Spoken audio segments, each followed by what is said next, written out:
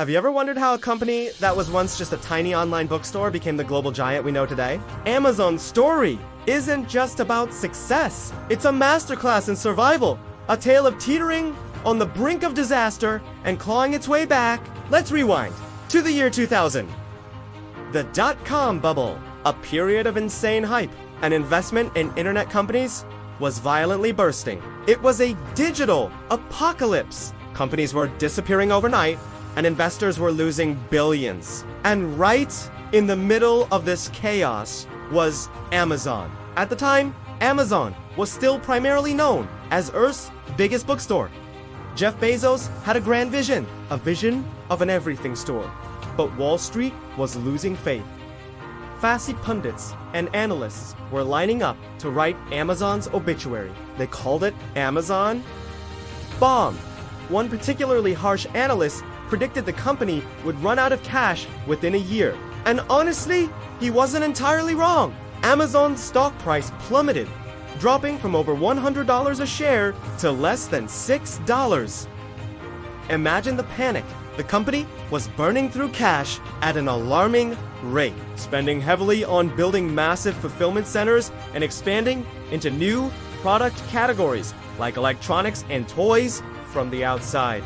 It looked like reckless spending in a time of crisis. Inside Amazon, the pressure was immense.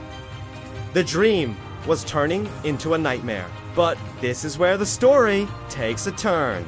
This is where Jeff Bezos showed his true colors, not just as a dreamer, but as a relentless, pragmatic leader. He knew that to survive, Amazon had to radically change its approach. The era of get big fast at any cost was over. The new mantra became something far less glamorous: profitability and positive cash flow. It was time to grow up, and fast. The first, and perhaps most painful, step was a massive restructuring. In early 2001, Amazon laid off about 1,300 employees, which was around 15% of its workforce. This was a brutal decision, especially for a company that prided itself on its culture. But it was a necessary evil. Bezos understood that survival depended on trimming every ounce of fat from the operation. They scrutinized every expense, from marketing budgets to the free aspirins they once offered employees. Every single dollar had to be justified. It was a complete cultural shift from a growth-obsessed startup to a lean, mean survival machine. But cutting costs alone wasn't enough. Amazon needed to fix its core business model. The fulfillment centers, which critics saw as a massive cash drain, were actually Bezos' secret weapon. He knew that controlling the entire customer experience, from clicking buy to the package, arriving at the door, was crucial. So, instead of scaling back, they doubled down on making their logistics network ruthlessly efficient. They pioneered new technologies and processes inside their warehouses, cutting down the time it took to pick, pack, and ship an order. This relentless focus on operational excellence began to slowly but surely lower their costs per unit. Then came another brilliant move. In November 2000, right in the heart of the crisis, Amazon launched something called Marketplace. Instead of trying to sell everything themselves, they opened up their platform to third-party sellers. This was genius. Suddenly, Amazon could offer a vastly wider selection of products without having to buy and hold the inventory themselves. They simply took a cut of each sale. This dramatically improved their cash flow and expanded their catalog almost overnight. Companies like Toys R Us and Borders, who were struggling with their own online efforts, started selling their products through Amazon.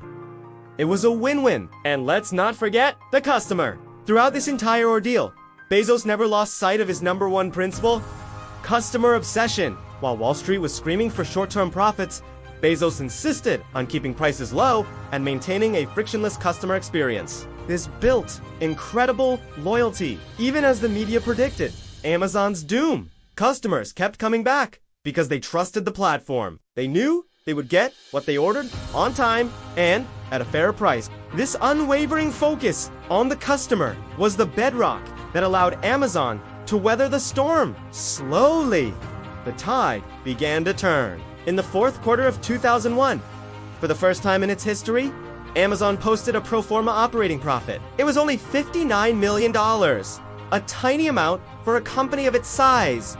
But it was monumental. It was proof that the model could work, proof that Bezos wasn't just a crazy dreamer. The stock began a slow, steady climb back.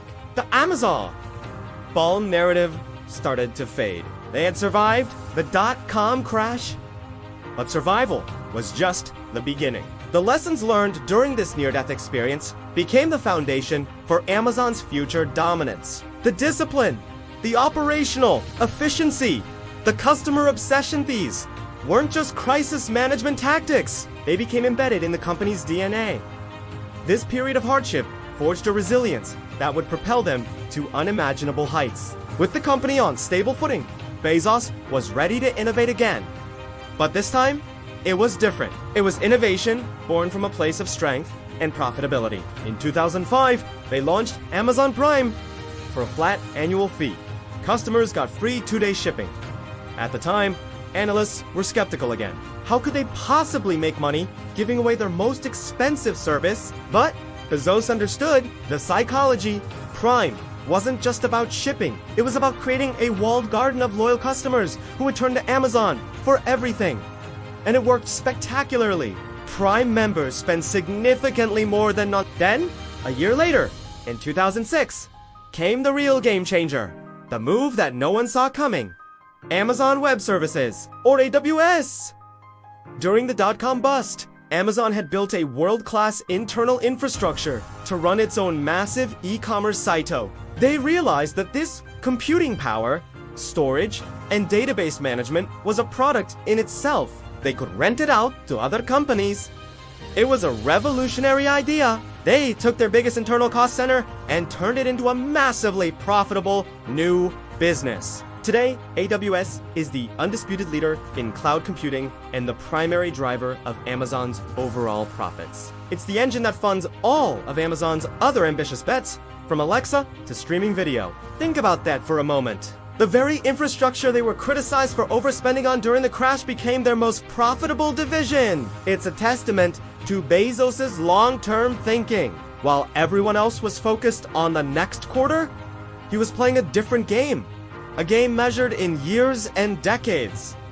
From there, the innovations just kept coming. The Kindle in 2007, which revolutionized the book industry all over again. The Echo speaker and Alexa in 2014, which brought voice computing into our homes. The acquisition of Whole Foods in 2017, a bold move into physical retail. Each step was built on the foundation of survival and the core principles forged in the fire of the dot-com crash. The story of Amazon's survival is more than just a business case study. It's a powerful lesson about resilience, vision, and the courage to go against the grain. It shows that the darkest moments can often be the catalysts for the greatest transformations. When the world was betting against them, they didn't just survive. They reinvented themselves and laid the groundwork for a global empire. It's a reminder that true success isn't about avoiding failure, but about how you respond when you're on the brink.